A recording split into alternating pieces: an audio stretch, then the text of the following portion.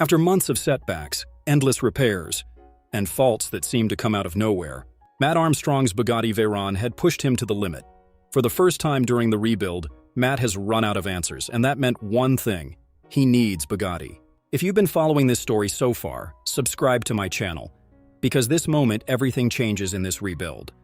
The Bugatti is finally back from our adventure to Dunsfold. We were supposed to be in Europe with it right now, but obviously it broke. But it's looking clean, thanks to Jimmy B. It's all PPF, thanks to Wax is Dead. We had these done satin as well in the video, the body shop did them. The wheels are looking so sick. Some people are like, oh, I don't like the wheels. But remember, if everyone liked the same wheels, everyone would have the same wheels on their car. Like, I think they look flipping well good. So thank you, Vossen and Wheel Mania, for sorting them out. They look sick. Some people said we should polish these up. These are plastic. Like, we've had a few people have a go at it, but I mean, if you want to come and have a go, come and have a go. The engine bay is looking sweet. The car doesn't run or drive at the minute. We're trying to speak to Bugatti about it. Throughout the rebuild, nothing stayed fixed for long. One issue would disappear and another one would appear in its place. A system would start working again, only for something else to start misbehaving. It never gave him a clean win, but Matt kept going. He sourced parts that were difficult to find. He solved problems that looked like dead ends. He kept pushing the car closer to being road ready, which then raises a very serious question. What happens when Matt Armstrong can't fix his Bugatti Veyron anymore? Because that's exactly where this rebuild ended up. For months, determination has carried the project forward. This time, it isn't enough. Well, the truth is, the car itself was starting to show the reason. The Veyron doesn't fail in obvious ways. It doesn't always give you a clear warning or a single broken part to replace. Instead, it reacts as a full system. One fault can trigger another. One small issue can create unexpected behavior somewhere else. And that makes diagnosis difficult. Really difficult. At this point, Matt had already been through everything a normal rebuild would demand. Checks, rechecks, replacements, testing again and again. But the problem wasn't going away, and worse, it wasn't consistent. That's what made it so frustrating, because you can fix what you can see, but you can't easily fix what keeps changing, and that's where things started to shift. It stopped being about effort. It stopped being about persistence. It became about information, the particular information that only Bugatti has. And at this level, that changes everything. Because there are limits to what you can figure out in a workshop, no matter how skilled you are, no matter how determined you are. Some systems are simply too integrated, too sensitive, and too dependent on factory-level knowledge to fully understand from the outside. And that's where the Veyron was now, not broken in a simple way, but locked in a way that wasn't giving clear answers anymore. That question became unavoidable. If Matt couldn't find the fault, who could? And there's only one real answer: Bugatti. The people who built the systems from the ground up, the only ones with full access to the deeper diagnostics, the factory data, and the tools needed to see what's really going on inside the car. Because at this stage, this wasn't just another repair anymore. It was a turning point. A moment where the rebuild stopped being something Matt could solve alone and started becoming something bigger, something that required outside help. So for the first time in this entire project, the direction changed. Not more guessing, not more trial and error, but a call that no one expected to happen this deep into the rebuild. Matt Armstrong was going to need Bugatti. And what happens next is where this story really begins to change. But what most people don't realize is just how far this situation had already gone before that decision, because this wasn't a sudden failure. It was a buildup of small inconsistencies that slowly turned into something impossible to ignore. At first, it looked like normal teething issues after a long rebuild. A sensor here, a warning there, a system that behaved slightly differently after each fix.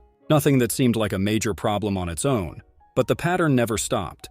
It just kept repeating in different forms. And that's what made it dangerous for progress. Because when faults don't stay consistent, you stop being able to trust your own diagnosis. And that's where things start to take a very different turn, because the consequences of this decision go far beyond just fixing a fault. Once Bugatti get involved, the rebuild is no longer fully independent. Every diagnosis now goes through factory systems. Every major step is influenced by manufacturer input, and that changes the entire rhythm of the project. Because what Matt was doing before was freedom-based problem-solving, trial and error, testing ideas, making adjustments based on experience and intuition.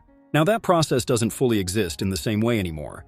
Everything becomes structured, measured, checked against factory standards, and far more technical, in a way that removes a lot of the guesswork he relied on during the rebuild. Even small steps that used to take minutes of decision-making can now become processes that require confirmation, data checks, and approval from systems outside the workshop. And that alone changes how the entire project feels. Because this was never just about fixing a broken car. It was about proving what could be achieved outside the manufacturer's environment. But now that line is starting to blur, and there's another side to it too. Because once Bugatti step in, they don't just focus on the issue that triggered the call. They expand the scope, they look at the entire vehicle. Every system, every sensor, every module that has been touched during the rebuild. Even things that seemed completely unrelated to the current fault suddenly become relevant again. Because at factory level, nothing is isolated. Everything connects back into the bigger system. And that means the entire project is about to be reviewed at a level it has never faced before. Not just mechanically, but electronically. And in terms of configuration, calibration, and software integrity, which raises a bigger concern. If something was done differently during the rebuild, if a workaround was used, if a component was adapted instead of replaced exactly as factory procedure demands, will Bugatti approve it? Or will it flag issues that force parts of the rebuild to be undone? That's where the tension really starts to build. Because this isn't just about finding the current fault anymore. It's about whether everything that has already been done will still stand under factory inspection. And that uncertainty changes the atmosphere completely. Because up until this point, Matt has been in control of the direction. Even when things went wrong, the solution still came from his side of the workshop. But now, that control starts to shift. Slowly, quietly, but noticeably. And when that happens on a car like this, it doesn't just affect the repair process. It affects every decision moving forward, even the small ones. Even the ones that used to feel routine. Because now there is always one extra question hanging over everything. Will Bugatti agree with this? And that is a very different way of working compared to everything that came before. So while this might look like a solution on the surface, it also introduces something else underneath it: scrutiny. Full technical scrutiny. And once that begins, nothing about the rebuild can be seen in the same way again. Because now the Veyron isn't just being repaired, it is being evaluated, reviewed and understood at the highest level possible. And that alone has the power to change everything that follows. So yes, Bugatti may finally provide the answers Matt has been looking for. But those answers may come with consequences that were never part of the original plan. Because now, the question is no longer just about what is wrong with the car. It's about what Bugatti think of everything that has been done to it so far. And that's where this story really shifts. If you've been following this rebuild, subscribe now. Because what happens next is where everything starts to unfold in a completely unexpected way.